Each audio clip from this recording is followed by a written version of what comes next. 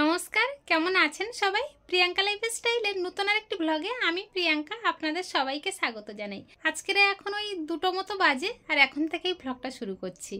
আজকে একটু সেজেগুজে নিয়েছি, সবাই দেখতে পাচ্ছেন। হ্যাঁ, ঠিকই দেখছেন, আমি একটু যাচ্ছি নিমন্ত্রণ বাড়ি। নিমন্ত্রণ বাড়ি বলতে আমার গুরু বাবার বাড়ি অনুষ্ঠান, সেখানেই যাচ্ছি। তো তৃষ্ণার বাবার একটা মানসিক ছিল। তৃষ্ণার বাবা যখন খুব অসুস্থ হয়েছিল, আমি ওই মন্দিরে গিরিধারীর কাছে মানসিক করেছিলাম যে গিরিধারীর হাতের বাঁশি দেওয়ার জন্য। তো সেইটা নিয়ে আসা হয়েছে, এই যে ব্যাগে করে নিয়ে এসেছে। এই ব্যাগে আছে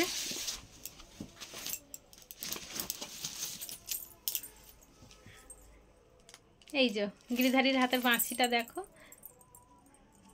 মাথায় কি সুন্দর ঝুলছে। এটা কিন্তু আমার এক হাতেরও বেশি।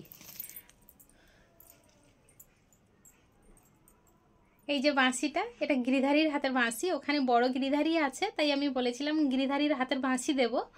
তো এখন সেটা করেছি। আজ 2 দিন আগে এনেছে, আপনাদের সঙ্গে শেয়ার করা হয়নি। তো যাই হোক, বাঁশিটা কিন্তু কেমন হয়েছে অবশ্যই জানাবেন। আর এটা কিন্তু আমার এক হাতেরও বেশি, আমার মাপলে আমার এক হাতেরও বেশি। আর মোটাও আছে, একটা আঙুলের মতো মোটা, ভালোই মোটা আছে, প্রায় একটা আঙুলের মতো মোটা। তো এটা নিয়েই যাচ্ছি। তৃষ্ণার বাবা গিয়েছে টিকিট কাটতে, আর আমি এখন বেরাবো। তো চলুন, সব কিছু গুছিয়ে নিয়েছি, সব কিছু এই ব্যাগের মধ্যে গুছিয়ে নিয়েছি। এখানে তৃষ্ণার সোয়েটার আছে, আমার চাদর আছে, আর তৃষ্ণার জলের বোতল, আর ওই যে বাঁশিটা রয়েছে। তাহলে চলুন, এখন ট্রেনে করে তো যেতে হবে, গিয়ে ওখানে কিছুটা হাঁটতে হয়, গাড়িতেও যাওয়া যায়। দেখি ওখানে কিসে করে যাই। তো ওখানে গিয়ে সব কিছু শেয়ার করব আপনাদের সাথে। চলুন তাহলে।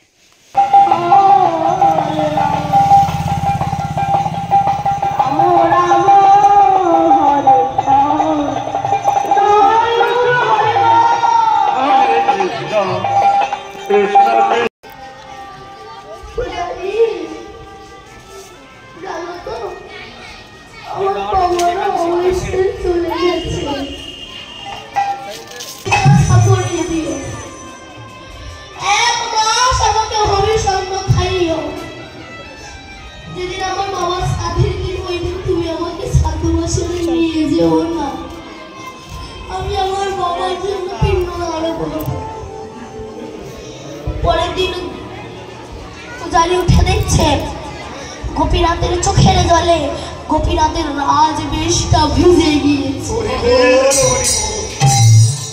ভক্তি যখন ভগবানের জন্য কাঁদে,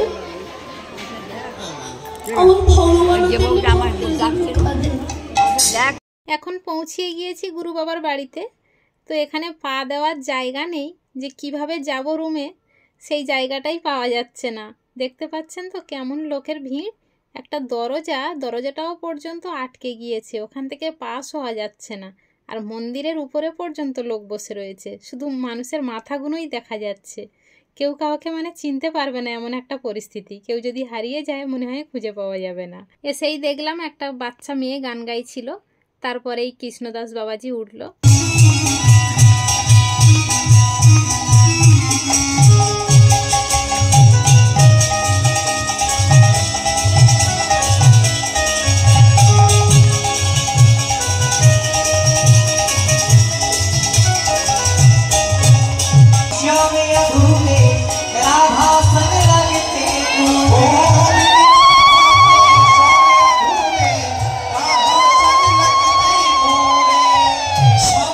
এদিকে গান চলছে আর প্রচুর মানুষের ভিড়। বাচ্চা মেয়েটা গান থেকে নেমে গেল, তবুও মানুষের ভিড় কমেনি। কৃষ্ণদাস বাবাজি উঠেছে, আরও মানুষের ভিড় বেড়ে গিয়েছে। তো ভাবছিলাম একটু ফাঁকা হলে মহারাজকে নিয়ে গিয়ে মন্দিরে বাঁশিটা দিয়ে আসবো, কিন্তু ফাঁকা তো হচ্ছে না, আরও ভিড় বেড়ে যাচ্ছে। আর সন্ধ্যা তো প্রায় গড়িয়ে এসেছে, 7টা অনেকটাই সন্ধ্যা হয়ে গিয়েছে। এরপরে তো বাড়ি ফিরতে হবে কিছু সময়ের মধ্যে, সেই জন্য এত ভিড়ের মধ্যেও চলে এলাম গিরিধারীর হাতে বাঁশিটা দেওয়ার জন্য। আর আমার গিরিধারী তো বাঁশিটা পেয়ে খুব খুশি। মা রাধারানীও পাশে দাঁড়িয়ে রয়েছে। গিরিধারীর পাশে মা রাধারানী দাঁড়িয়ে মন্দিরটাকে আলোকিত করে তুলেছে, সুসম্পন্ন করে তুলেছে। প্রতিজ্ঞা করেছি মা গো, গর্বে না ধারণ করলেও যশোদা যদি শ্রেষ্ঠ মায়ের জায়গা পায় মা, আমার আজকে অনুভব তোমাকে মায়ের জায়গায় বসিয়েছে। তুমি নাই বা হলে গর্ভধারিণী, আজ থেকে তুমিও আমার মা। সেই মায়ের সঙ্গে এখনো আমার সম্পর্ক আছে। আমি অনেক জায়গায় বলি এই কথাটা। ওই মায়ের সঙ্গ পেয়ে আমি বুঝতে পেরেছিলাম, আমার মতো একটা নরকের কীট বুঝতে পেরেছিল একটা কথা। কি কথা জানেন? ময়দা বলো, রুটি বলো, ভাতের সম নয়। মাসি বলো, পিসি বলো, মায়ের সম নয়। ভাই বলো, বন্ধু বলো, ভগ্নি কাঁদে 3 দিন। মা জননী কাঁদে, মা বাঁচে যতদিন। মা যদি মরেও যায় শ্মশানে।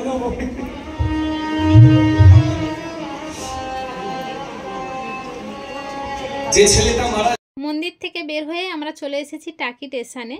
আর এখানে এসে একটু চা বিস্কুট খেয়ে নিচ্ছি, কারণ আজকের দুপুরে অনেক তাড়াতাড়ি খাওয়া দাওয়া করেছিলাম। আর বাবার এখানে এসে প্রসাদ পাইনি, কারণ অনেকটা রাত হয়ে যাচ্ছে। প্রসাদ খেতে গেলে একটু দেরি হয়ে যাবে, তখন ট্রেন না পেলে আবার অসুবিধা হয়ে যেতে পারে। সেই জন্য তাড়াতাড়ি বের হয়ে এলাম। তো যাই হোক, আজকের ব্লগটা এই পর্যন্তই রাখছি। দেখা হচ্ছে খুব শীঘ্রই নতুন আরেকটি ব্লগের সাথে। ততক্ষণ পর্যন্ত সবাই ভালো থাকবেন, সুস্থ থাকবেন, সাবধানে থাকবেন। আর ব্লগটি কেমন হলো অবশ্যই একটা কমেন্টে জানাবেন। ভালো লাগলে একটা লাইক করে দেবেন।